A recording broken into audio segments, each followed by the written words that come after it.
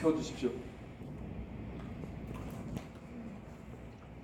예, 이제 지금부터 우리 신문이 왜 창간이 되는지 그 전반적인 취지와 문제의식에 대해서 대전에서 여러분들께 설명을 드리겠습니다. 네, 정론지 창간론입니다. 왜 지금 이런 신문이 만들어져야 하는가, 그 시대 정신에 대해서 말씀을 드리겠습니다. 문재인 정부가 출범한 지 오른 앞부분은 좀 끄는 게 좋을 것 같습니다. 예, 좋습니다. 문재인 정부가 출범한 지 6개월이 지났습니다. 여러분 알다시피 북한이 6차 핵실험을 했습니다. 그런데 이런 핵실험에 가장 크게 반응을 하고 있는 쪽은 대한민국이 아니라 미국, 일본, 유럽 등 국제사회입니다. 미국의 트럼프 대통령, 일본의 아베 총리, 그리고 유럽의 네이토 동맹국들은 북한의 핵 위협을 자신의 안보 위기로 느끼고 국제사회에서 유엔 등 등지에서 민감하게 반응하고 있습니다. 그런데 정작 그 가장 크게 반응을 해야 될 우리 대통령은, 우리 정부는 남의 일 보듯이 이 핵 문제를 대하고 있습니다. 북한에서 유엔에서 북한을 테러 지정국으로, 테러 지원국으로 지정을 해도 여전히 우리 청와대는 어떻게 했으면 저 김정은 정부를 돕지 못할까, 이런 궁리에 빠져 있습니다. 그래서 당연히 국제사회와 엇박자를 내고 있고요. 안보 문제, 이 청와대 우리 문재인 정부 내부에서도 외교 안보 라인에서 엇박자가 나고 있습니다. 문재인 정부 출범 6개월인데요. 여러분들 이런 일들이 벌어지는 거 아시죠? 이재용 실형, 통상임금 파장, 법인세 인상, 최저임금 인상, 이런 문제 때문에 소상공인 등 그 서민들이 전부 지금 죽어나고 있습니다. 기업이 어렵고요. 기업들은 이제 거의 외국으로 공장을 빼려고 하고 있죠. 그러면 우리 청년들은 끊임없이 실업률이 높아질 수밖에 없습니다. 그리고 과거사 계기와 적폐청산이라는 이름 아래 과거사 계기에 몰두하고 있습니다. 이런 현상도 현상이지만 우리 대한민국에서 가장 큰 문제는 지금 정부에 비판할 수 있는 비판 언론이 없다는 겁니다. 거의 모든 언론이 일제히 문비어천가를 부르고 있습니다. 그리고 지난해 대통령 탄핵이 일어난 결정적인 원인이 바로 이 최순실 태블릿 PC였는데요. 얼마 전에 이 태블릿 PC의 실제 사용자가 그것에 대해 회견을 했습니다. 회견을 했고 검찰에서도 이 태블릿 PC가 뻥이라는 사실이 밝혀졌죠. 그런데 광우 뻥이었고 태블릿 뻥이지 않습니까? 광우병 그 허위 선동이 나중에야 밝혀졌고 태블릿 PC 또한 뻥이라는 사실이 지금 밝혀졌는데, 문제는 대한민국의 어느 언론 신문조차도 이것을 지면에다가 보도한 언론이 없었어요. 왜 그러느냐? 작년에 자기들이 거기에 대해서 거의 몇 달을 이런 보도를 했거든요. 그런 보도를 자기들이 뒤엎을 수가 없기 때문입니다. 지난해부터 한국의 언론 시장은 역전됐습니다. 정상적인 사회라면, 저는 이런 것이 정상이라고 보는데, 건강한 사회라면은 오른쪽에 있는 우파 언론이 있고, 중도에 있는 중도 언론이 있고, 그리고 왼쪽에 있는 좌파 언론이 필요합니다. 새는 왼쪽과 오른쪽의 날개로 날듯이 왼쪽과 오른쪽의 언론들이 다 존재해야 된다고 봅니다. 그런데 지난해 말부터 오른쪽에 있는 언론들이 다 중도로 가버렸어요. 그리고 중도에 있는 언론들이 왼쪽으로 또 가버렸어요. 오른쪽이 진공 상태가 됐습니다. 아마 여기 계신 여러분들도 조선일보, 중앙일보, 동아일보 등 주류 언론을 구독하고 계신 분들이 있었을 겁니다. 근데 대부분 신문을 많이 끊으셨죠. 신문을 많이 끊었습니다. 너무 신문 보기에 너무 화가 나기 때문에 끊었단 말입니다. 그런데 신문을 끊었는데 이제 볼 신문이 없어져 버렸어요. 그리고 지금 이제 언론들이 보면은 지난해 말부터 촛불 집회 인원은 축소 확대 과장 보도하고 태극기 집회 인원은 아주 적게 보도하고 있죠. 그리고 이 촛불 집회 인원을 10배, 20배 튀겨가지고 그것이 100만, 200만 민심이 돼서 결국은 정권 교체까지 나아갔습니다. 그래서 지금 이 나라에서 가장 그 큰 권력을 가지고 있는 것은 정치도 아니고 검찰도 아니고 경제계도 아니고 바로 언론이 가장 큰 힘을 가지고 있습니다. 그리고 그 언론이 가장 문제인 거죠. 그래서 이런 신문을 만들어야 된다는 그런 문제의식이 등장하는 겁니다. 그런데 아까도 말씀드렸다시피 조선일보, 동아일보, 중앙일보 등 주류 언론에 대한 절도운동이 일어났습니다. 그리고 이런 여러분들 많이 참석하셨다시피 태극기 집회에서 새로운 보수 매체들이 뿌려졌어요.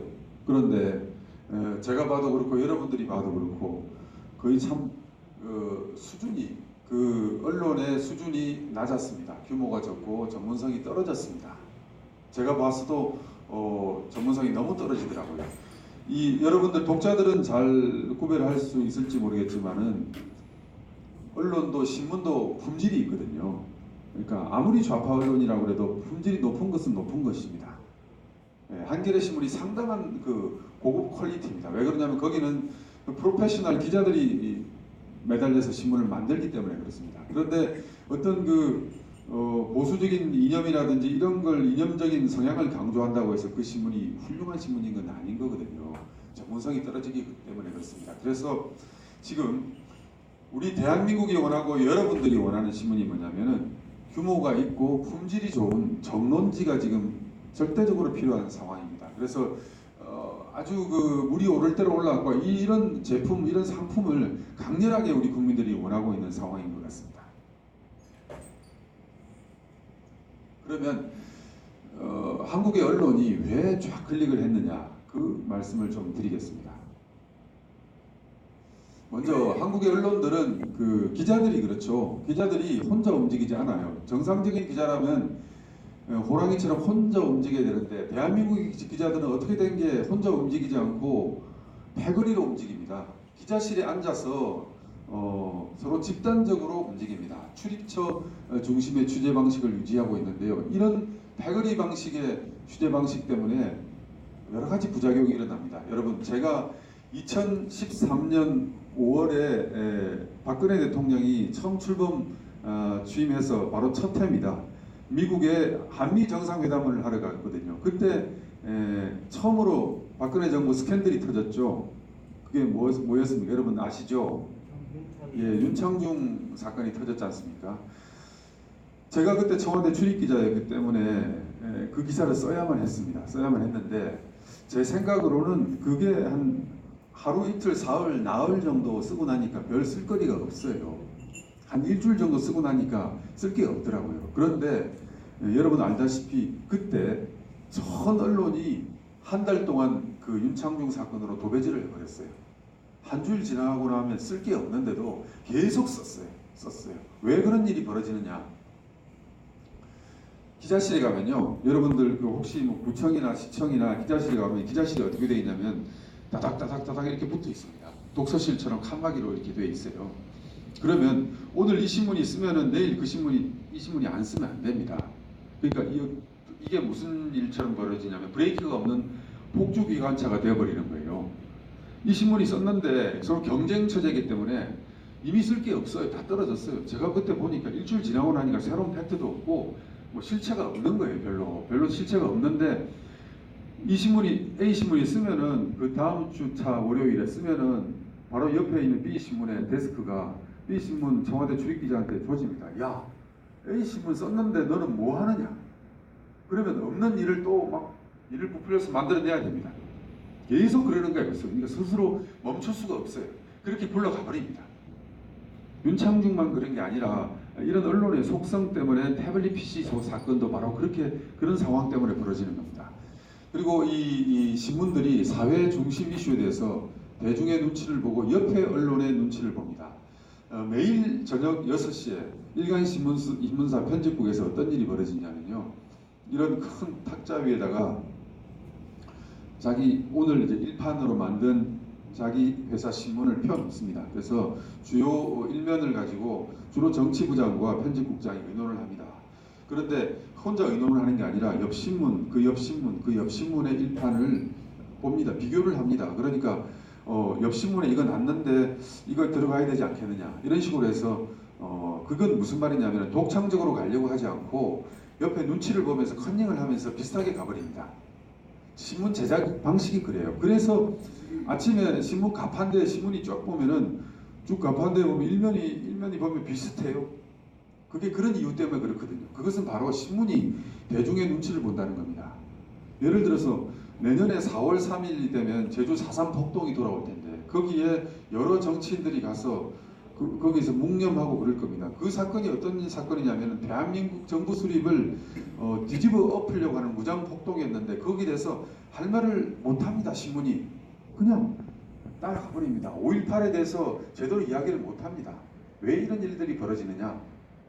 언론의 철학과 사상이 없기 때문에 그렇습니다. 조선일보나 동아일보나 중앙일보에 가면 그 회사의 사실을 걸어놓습니다. 우리는 이런 철학과 사상으로 신문을 만들겠다고 하는 사실을 걸어놓습니다. 그런데 그것은 표어일 뿐입니다. 보통 때는 그렇게 신문을 만들죠. 그런데 오너의 이해관계가 걸릴 때 그 사실은 여지없이 무너집니다. 대표적인 사례가 바로 조선일보의 조청 전쟁입니다. 지난해 박근혜 정부가 무너진 게 조선일보가 글쎄 건방지게 한 신문이 국가 권력과 국가 권력을 무너뜨리겠다고 달려든 작심하고 시작한 거예요. 우병우 사건이 말입니다. 1면 톱과 3면 톱 정도에 쓸 일이지 1면부터 8면까지 도배질할 일이 아니거든요. 우병우 사건이. 근데 그것은 왜 그런 일이 벌어지느냐? 조선일보 오너의 이해관계가 걸렸기 때문에 그렇습니다. 중앙일보가 말입니다. 이번 정부 출범 초기에 문재인 정부가 계속 우호적으로 나가다가 정부 출범 초기에 한번 정부를 공격하기 시작했어요. 그게 뭐냐면 홍석현 회장의 개인적인 주미대사 청탁이라든지 이런 개인적인 이해관계가 걸릴 때 바로 신문이 도배질을 합니다. 신문에서는 사주가 왕입니다. 80년대에는 신문이 정부의 눈치를 봤지만 지금은 정부의 눈치를 보지 않아요. 오로지 기자들이 눈치를 보는 것은 바로 오너의 눈치를 보는 것입니다. 오너가 뭘 이해관계에 걸리면 그 신문은 전부 일제히 오너의 충성으로 지면을 도배질합니다. 바로 소유주의 사적인 이해관계에 휘둘리는 겁니다. 그러면 오너가 없는 신문은 어떠한가? 바로 노조가 좌우합니다. 여러분, 오너가 없는 신문, 오너가 없는 신문 어떤 신문들이 있습니까? 한겨레, 경향, MBC, KBS, 국민일보 교회가 있지만은 바로 이런 언론들이 노조가 언론을 좌우합니다. 그러면 이런 노조는 또 어떤 노조들입니까? 바로 우리가 알고 있는 전교조, 민노총, 언노련 이런 좌파 단체들과 연계되어 있죠. 지금 KBS와 MBC 파업 사태의 본질이 뭡니까? 바로 이 노조들이 자신들이 원하는 방송을 하려고 그런 거 아닙니까? 노조들이 인사권을 주려고 하는 거 아닙니까? 노조들이 경영권을 주려고 하는 거 아닙니까? 기자들의 체면이라는 것 자존심도 없어요. 바로 이 노조가 주도권을 잡기 위해서 MBC는 세상에 검찰이 들어와서 자기 회사를 압수수색하는 걸 열어줍니다. 이걸 좌지우지 이런 걸 진행하는 사람들이 바로 노조원들입니다. 그래서 더 자유일보 그리고 우리가 만들려고 하는 정론지는 이렇게 오너로부터 독립되고 노조로부터 독립되는 언론을 만들어 보겠다는 겁니다. 지금 한 사회가 발전이 되려면 다양한 이념의 신문이 나와서 경쟁해야 민주사회라고 봅니다. 이렇게 우파 신문이 있어야 되고요. 중도 신문이 있어야 되고 좌파 신문이 있어야 됩니다. 국가는 절대로 여기에 간섭하면 안 됩니다. 독자들은 이것을 골라서 먹을 수 있어야 됩니다. 한정식을 예로 들면요. 여러분들이 한정식 식당에 가서 여러 가지 반찬이 있지 않습니까? 근데 지금 예를 들어서 우파 신문이 굴비라고 하면은 지금 한국의 상황은 모든 한정식 집에서 굴비 반찬이 없어져 버린 상황입니다. 굴비를 먹고 싶어도 굴비를 파는 식당이 없어요. 이런 신문을 보고 싶은데 이런 신문을 파는 신문사가 없어요.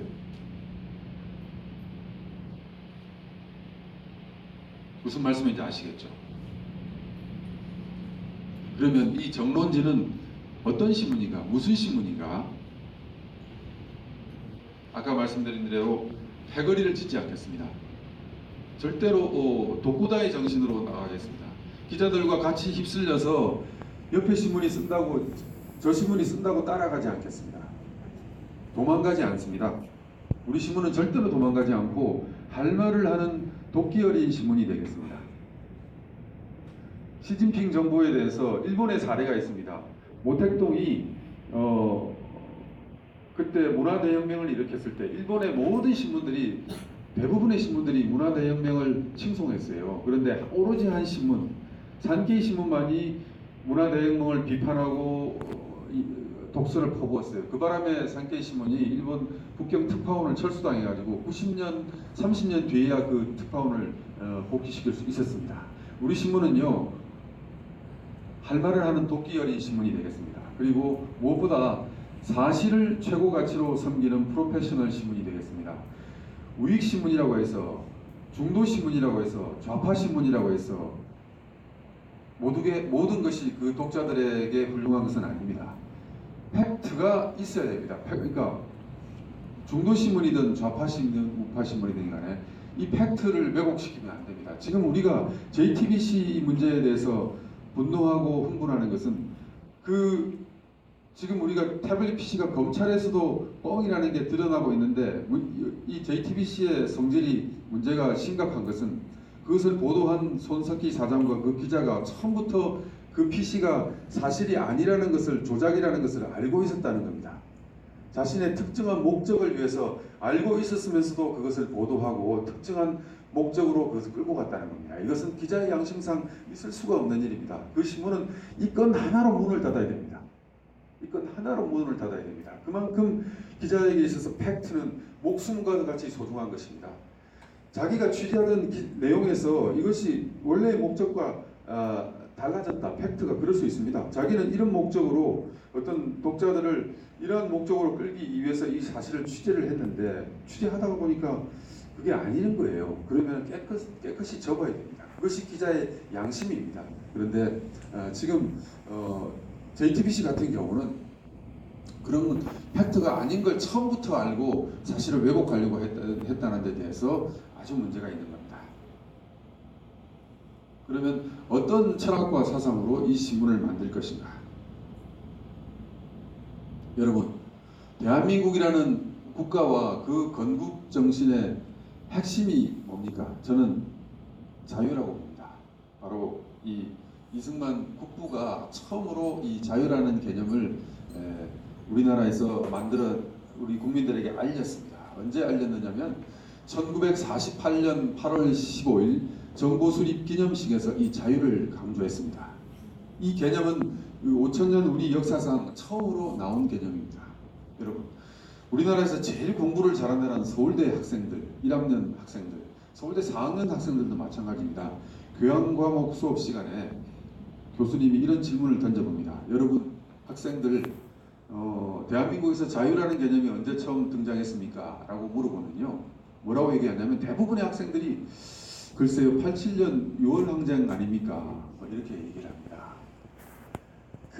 이 자유라는 개념이 48년 우리 정부 수립에서 등장한 개념이라는 것을 모릅니다. 그리고 지금 집권 여당인 더불어민주당의 당 강령에 뭐라고 써 있냐면 우리 당은 항일 독립운동의 정신을 우리 당의 가장 큰 강령으로 한다 이렇게 되어 있습니다. 도대체 한 당의 강령이라고 하는 것이 미래를 끌고 가야 할 당의 강령이라는 것이 특정 국가에 반대한다는 정신으로 그것을 미래 그 나라의 그 강령으로 끌고 나갈 수 있을 것인가? 저는 참 의문입니다. 그래서 이 사람들이 끊임없이 70년이나 지난데도 친일파 이렇게 그걸로 울고먹는데요. 저는 우리나라에서 가장 큰 중요한 개념은 그래서 지금 여당은 끊임없이 48년 8월 15일을 부정합니다. 19년 3월 3일이라든지 안 그러면 임시정부 수립을 강조를 하는데 이 48년 8.15에 나온 자유라는 개념이야말로 우리나라를 지금의 한강의 기적을 이뤘고 앞으로 미래의 한국을 선진국가로 일으킬 핵심 가치라고 생각합니다. 보십시오. 북한은 자유를 받아들이지 않았죠. 그래서 지금 저 모양 저꼴입니다. 그리고 45년 8월 15일부터 48년 8월 15일 동안 이 3년 동안 우리 민족은 피를 흘리는 투쟁을 벌였습니다. 그것은 뭐냐면 바로 자유를 법제화하려는 헌법 가치화하려고 하는 세력과 그것을 반대하는 세력 간에 피 흘리는 투쟁을 벌였습니다. 그리고 그 이후에도 6.25라는 그런 3년 동안의 전쟁을 통해서 우리 200만 명, 300만 명의 국민이 피를 흘렸습니다. 그것은 뭐냐면 이 자유를 지키기 위해서 그렇습니다. 그리고 지금도 이 자유라는 개념을 훼손하려고 하는 세력이 있습니다. 바로 현 정부가 이 자유라는 개념을 훼손하려고 하고 있습니다. 시장에서 자유시장 경제 질서에서 국가가 끊임없이 개입하려고 그러고 자기들이 원하는 방향으로 개입하고 공무원들은 느려서 규제를 하려고 그러고 끊임없이 개인의 자유로운 생활을 훼손하고 개입하고 방해합니다. 우리 신문은 이 자유를 강조하는 신문입니다. 어느 교과서도 지금 이 자유의 의미에 대해서 챕터로 나눠서 쓰지 않고 있습니다. 우리 신문은 개인의 자유를 가능하게 해주는 우리의 공동체인 국가에 대한 사랑을 강조할 것입니다. 그리고 국가의 가치를 대변하겠습니다. 그러면 우리 신문의 편집 방향에 대해서 말씀을 드리겠습니다. 실체가 없는 민심이 아니라 국가 이익과 개인의 자유권 신장 위주로 기사를 배치하겠습니다. 그리고 대한민국이라는 정치 공동체를 지키기 위해서 헌신하겠습니다. 그리고 건국 이후 일관되게 우리 정부를 정복시키려고 하는 북한의 대남 공작과 반정부 운동을 폭로하겠습니다. 대표적인 연재물이 우리 신문에서 시작되는 북한의 대남 공작 70년사 이런 연재물을 진행하려고 합니다. 그리고 도대체가 우리는 서울에서 해방정국에 무슨 일이 일어났는가를 막 연구를 하고 그러는데 평양에서 해방정국에 무슨 일이 일어났는가는 알려고 하지 않습니다. 소련군이 들어와서 평양에서 무슨 일을 저질렀는지는 우리가 알려고 하지 않습니다. 그래서 평양의 해방정국 천입 이런 연재물을 진행하려고 합니다. 그리고 단순한 민족의 결합이 아니라 자유 승공 통일을 추진하겠습니다. 그리고 운동권과 싸우겠습니다. 운동권은 끊임없이 과거사를 강조합니다. 아까 말씀드렸죠. 70년이나 지났는데 친일파 노래를 합니다. 그런데 이런 과거사를 울거먹는 집단들이 우리 대한민국의 운동권들만 그런 게 아니에요. 특정 집단들이 그런 걸 울거먹습니다. 자, 보십시오. 누가 그런 걸 과거사를 계속 울거먹느냐면은 바로 김일성 민족주의가 과거사를 울거먹습니다. 그리고 이집트의 독재자였던 이집트 사다트 민족주의가 과거사를 울거먹습니다. 그리고 이슬람 민족주의가 과거사를 울거먹습니다. 그리고 세계의 야만인, 그렇게 야만일 수 없는 IS 아시죠? IS가 끊임없이 과거사를 울거먹습니다. 자, 여러분, 세계에서 잘 나가는 민족이나 1등 국가 선진국 중에서 과거사를 울거먹는 나라가 없어요. 미국이나 이스라엘이나 과거사를 울거먹습니까? 이스라엘 국민들이, 이스라엘 민족들이 절대로 과거사를 울거먹지 않습니다. 우리보다 더 심하게 당했죠. 300만 명 넘게 민간인들이 독가스로 사륙을 당했는데도 독일한테 이스라엘은 돈 내놔라, 배상금 내놔라, 보상하라 소리 안 해요. 왜 그러느냐면은 우리가 세상에서 제일 잘난 민족인데 그것은 우리의 슬픈 과거사지만 우리는 가장 강력한 민족으로 미래로 나가는 민족이다. 이런 정신이 꽉 차 있어요. 이스라엘 민족은. 과거사 가지고 계속 그러지 않아요. 국민을 슬픔으로 밀고 들어가지 않습니다. 베트남 또한 마찬가지입니다. 왜 우리는 이렇게 우리나라의 운동권들은 과거사를 강조하느냐? 바로 현재에 이루려고 하는 자신의 특정한 정치적 목적을 이루기 위해서 과거사를 악용합니다. 이런 사람들이 과거사를 이용합니다. 김일성, 사다트, IS, 이슬람 이런 사람들이 과거사를 이용해 먹습니다. 미래로 나아가야 된다는 이야기는 하지 않습니다. 이런 운동권의 패배주의와 투쟁하겠습니다. 우리 신문은 우리 민족이 미래로 나가서 세계 1등 국가가 되어야 된다. 우리 민족이 과거에 훌륭한 민족이었고 아주 장대한 민족이었다. 이런 역사 계몽을 통해서 끊임없이 우리 국민들에게 기상을 드높이겠습니다. 우리 국민들의 나라에 대한 그 애국심과 그리고 우리 민족이 앞으로 크게 될 것이라는 그런 길을 북돋우는 그런 특징물들을 연재를 하겠습니다. 그래서 역사물을 우리 신문에 집중적으로 배치하겠습니다. 대한민국이란 위대한 나라와 그 국민의 사생관을 바로 세우고자 합니다. 여러분, 제가 친하게 지내는 브라이언 마이어스라는 교수님이 있습니다. 미국인 교수인데요. 제가 이분과 친하게 된 계기가 있었어요. 부산에 지금 동서대학의 국제관계학과 교수로 계신데 이분 제자 중에 몇 년 전에 천안함 폭침 사건이 있었지 않습니까? 그때 이분 제자 중에 그 제자가 천안함에서 전사한 학생이 있었어요. 부산은 바닷가라서 그런지 군에 가면 해군에 많이 지원하거든요. 그래서 이 학생이 천안함에서 전사를 했는데 글쎄 그 학교 학생들이 아무도 이 학생의 죽음에 대해서 아는 체를 안 하는 거예요. 운동권 뭐 이렇게 한 사람 죽으면 난리치는 거 아시죠? 그런데 아무도 아는 체를 안 하는 거예요. 그래서 이 브라이언 교수님이 뉴욕타임즈에 기고를 했어요. 뭐라고 기고를 했냐면 주한미군 다 철수해라. 대한민국은 이게 나라가 아니다. 미래의 가능성이 없는 나라이기 때문에 모두 우리 미국의 젊은이들이 이런 가능성 없는 나라를 위해서 피를 흘릴 가치가 없는 나라다.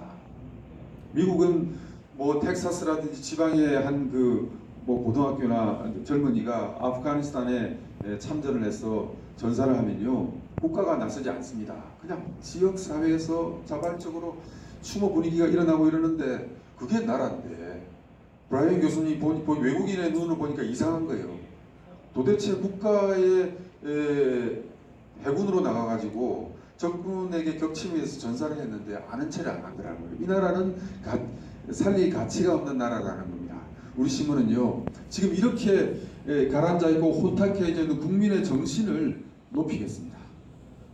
연재 소설을 통해서 마치 일본의 모 신문이 사카모토 료마 메이지의 영웅이었던 사카모토 료마에 대한 소설을 써가지고 전후 신망에 잠겨있던 일본 국민들의 정신을 일깨워 세웠거든요. 우리 신문의 연재 소설을 통해서 우리나라가 어떻게 이렇게 커왔는가에 대한 자랑스러운 대한민국의 그 전형적인 인물들을 발굴해서 우리나라의 젊은이들이 더 이상 패배주의에 빠지지 않고 운동권에 빠지지 않고 미래로 나아갈 수 있도록 그런 연재물을 배치하고 기사를 쓰고 소설을 연재하겠습니다.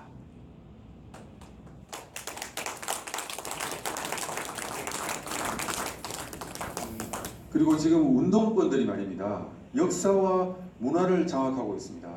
교과서 지금 나와 있는 교과서들이 전부 운동권 교과서입니다. 그리고 문화 진영의 80%, 90%가 좌파들입니다. 이 좌파들과 우리 신문을 중심으로 해서 진지가 돼서 역사 문화 전쟁을 벌이겠습니다.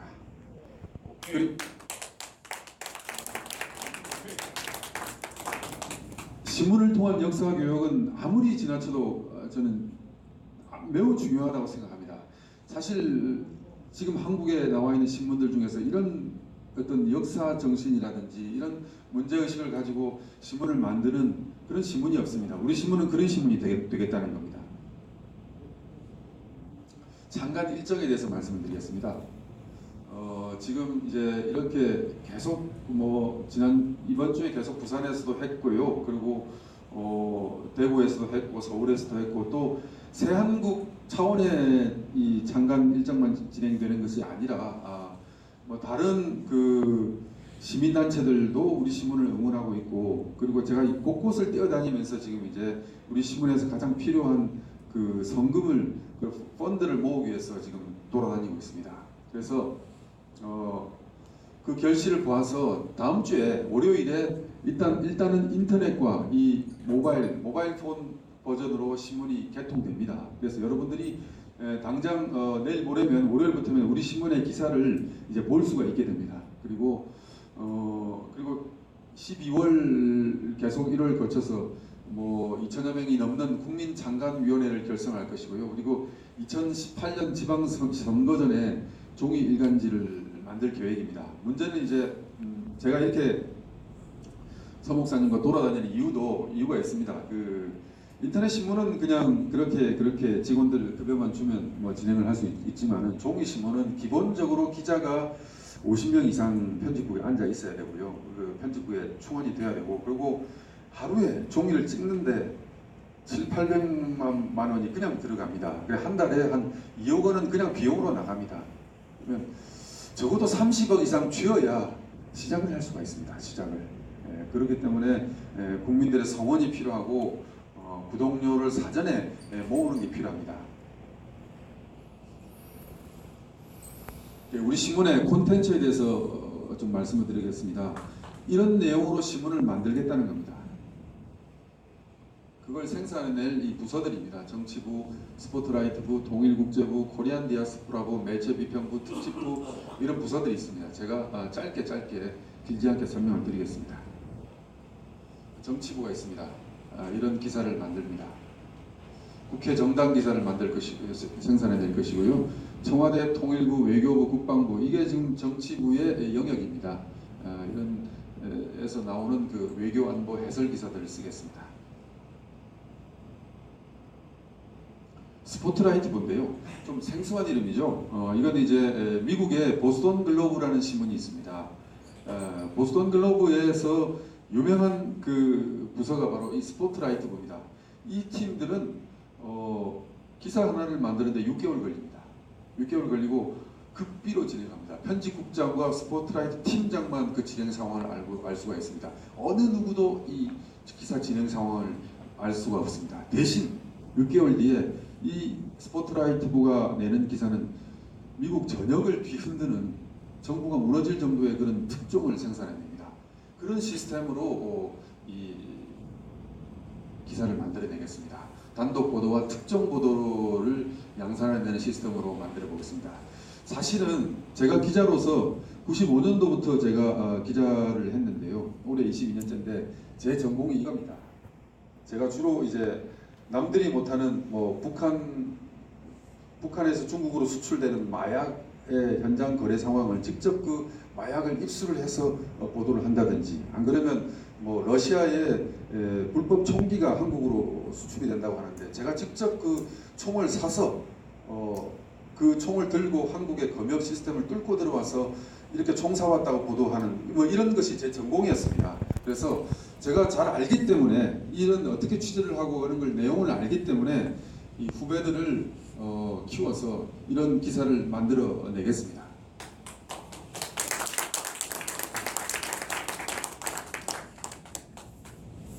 통일국제부입니다.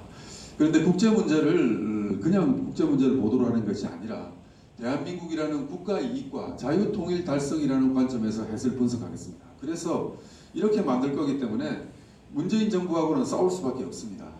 저희들이 보기에는, 우리 신문이 보기에는 문재인 정부가 대한민국의 국가 이익을 위해서 외교 정책을 펼친다고 보지 않거든요. 저는 그렇게, 우리 신문 편집국은 그렇게 보고 있기 때문에 강경화 장관과 싸울 것입니다. 그리고 북한의 민주화 운동과 북한의 인권 운동을 전문적으로 해설 보도하겠습니다. 우리 신문 편집국은 우리 민족끼리를 원하지 않습니다.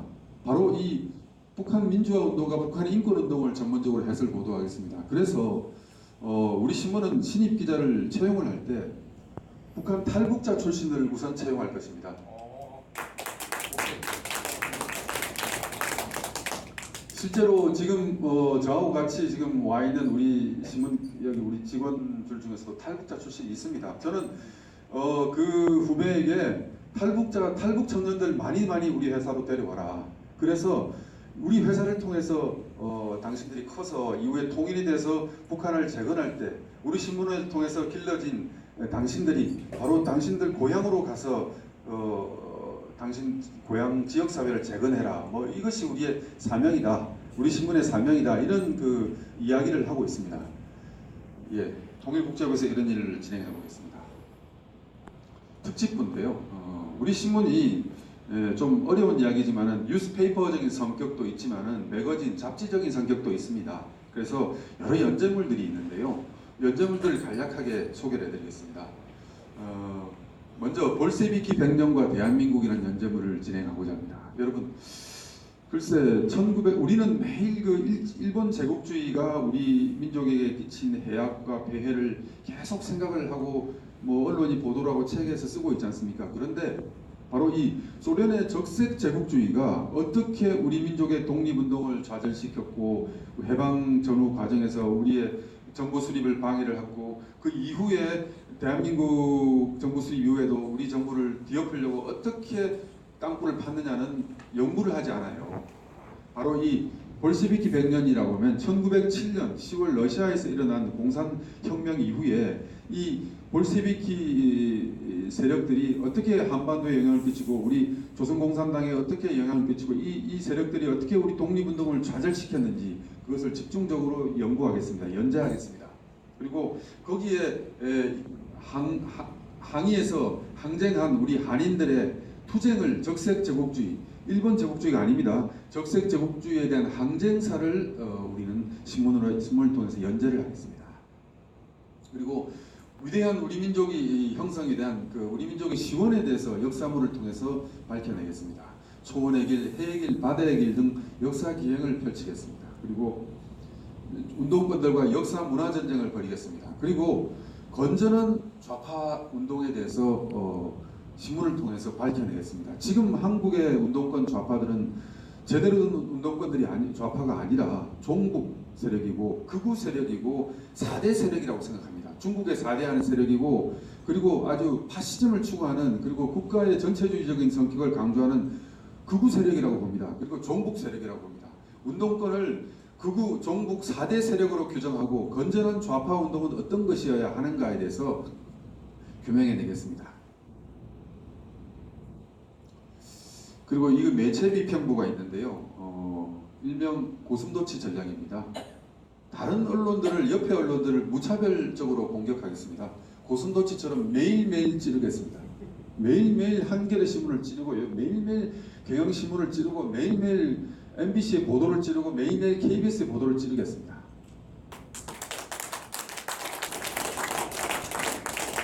오로지 독자만 섬기고 독자를 왕으로 섬기면서 이런 언론의 기형적인 왜곡 보도를 우리 신문에서 공격하겠습니다. 요새 말이죠. 신문 방송을 지금 애국자들은 못 보고 있어요. 보면 막 속이 뒤집어져가지고 전부 다 저 가짜를 다 하고 있으니까 아주 잘하시는 분. 지금 기존의 언론을 비판하는 미디어들이 몇 가지 있습니다. 나와 있는 게 미디어 오늘이라는 게 있고요. 미디어 언론 각 언론사에 숟가락 하나 밥상 하나 알려고 시시콜콜이 편집국에서 일어나는 일들을 캐서 보도를 합니다. 그리고 자기들이 무슨 심판자인 것처럼 이 신문의 보도가 저랬다 저 신문의 보도가 저렇다 이렇게 감나라 대추나라 하는 매체가 미디어 오늘입니다. 그리고 언론 노보가 있고요. 기자협회보가 있는데 문제는 이 사람들이 전부 노조 운동권들이란 겁니다. 노조와 운동권의 시각으로 기존의 언론들의 기사 감나라 대추나라 하는 건데 우리 신문은 정론지적 시각으로 다른 언론들을 공격하겠습니다. 미디어 오늘을 공격하겠습니다. 언론 노조, 기자의 배분을 공격하겠습니다. 방송 노조와 정부의 KBS나 MBC 방송 장악 음모를 폭로하겠습니다. 사실 말입니다. 폭스뉴스에서 트럼프 대통령이 한국을 방문했을 때 느꼈던 아주 불쾌한 감정 이런 걸 대해서 제대로 보도를 했어요. 미국에서 폭스뉴스에서. 그런데 한국 언론들이 수많은 미국의 언론 보도를 보도하면서 워싱턴 특파원이 글쎄요. 폭스뉴스 보도에서는 한마디도 안 했어요.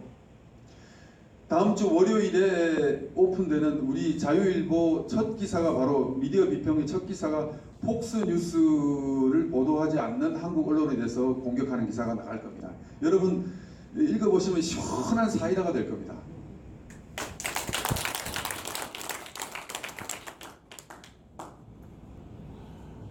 그리고 이제 우리 민족이 갖고 있는 가장 큰 이스라엘 민족뿐만 아니라 우리 코리안이 갖고 있는 가장 큰 자산이 800만 해외 동포들입니다.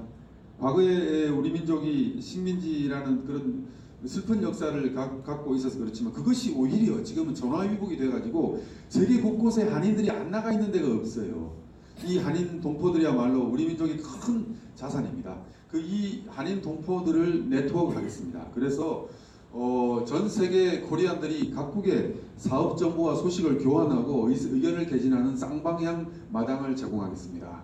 이것은 수익 모델과 연결되는 일들입니다. 그리고 산업부, 경제부, 건설부, 생활부 이런 경제 분야 뉴스를 생산하겠습니다. 아무래도 신문에 광고 협찬이 절실하니까요. 광고 협찬 수익을 극대화하기 위해서 여기에 기자를 많이 배치하겠습니다. 연예부가 있습니다. 연예부는 이제 신문의 온라인 클릭 수를 극대화하기 위해서 진행하는 겁니다. 그리고 여기 쓰지 않았는데 순수 소설, 순수 시 이런 그 문학 작품들을 요즘은 그런 걸 하는 신문과 언론들이 없는데요. 시와 소설, 수필 좋은 그런 작품들을 우리 신문에서는 앞으로 연재를 하려고 합니다. 자유문학관이라는 여러분들이 월요일에 오픈되는 우리 신문 그 홈페이지에 들어가면 자유문학관이라고 나와 있는 그 란이 있습니다. 거기에 들어가면 아주 좋은 대한민국 최고 퀄리티의 시와 소설, 수필 같은 걸 볼 수가 있을 겁니다. 여러분 아시다시피 1950년 40년 주변에 있어서 문인들이 두 패로 나눠서 싸운 거 아시죠? 카프 문학, 그러니까 좌파 문학 문인들과 그리고 순수 소설을 지향하는 김동리 선생이라든지 황순원 선생이라든지 순수 소설을 지향하는 그 문인들이 있었지 않습니까? 이걸 기화로 그런 자유 진영의 문인들을 우리 신문에 모두 집결을 시키겠습니다. 여러분들이 우리 신문사 서울 편집국에 와보면 문인들의 사랑방이 있습니다. 그 자유 진영 문인들이 모두 우리 신문에 결집을 해서 서로 간에 담론을 주고받고 그리고 그 새로운 소설과 수필과 시를 발표할 수 있도록 그렇게 진행해 보겠습니다.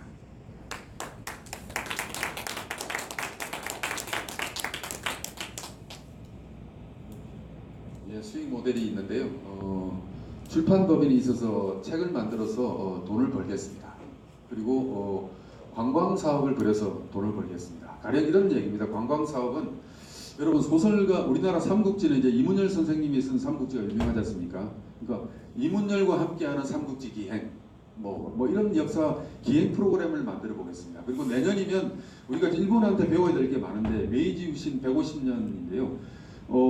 예를 들어서 일본 전문가 아무가와 함께는 메이지 150년 이래가지고 그 조슈번이라든지 가고시마라든지 일본 그 메이지 유신이 일어나게 된 그 중심 도시들을 기획하는 그런 역사 기획 프로그램들을 만들어 보겠습니다. 그러면은 어느 여행사도 할 수 없는 그런 지식과 그리고 역사를 한꺼번에 배울 수 있는 그리고 좌파들이 왜곡하고 있는 독립운동사를 바로잡는 그런 역사 기획물들을 배치를 해서 그 여행 상품으로 여러분들을 모집해서 여러분들이 그 여행 상품에 참여하면은 지식도 배우고 그리고 여러분들의 움직이는 모습이 바로 기사로 작성이 돼서 신문에 실리게 됩니다. 그런 시스템으로 사업을 진행해 보겠습니다. 예, 광고 의존도를 낮추고 수익원의 50% 내외를 출판, 여행, 컨벤션 사업으로 충당해 보겠습니다. 예, 너무 길게 하면 지루하실 거고요. 이 정도로 마치고 질문 응답 시간으로 진행해 보겠습니다. 불 켜주십시오. 이상으로 발표를 마치겠습니다.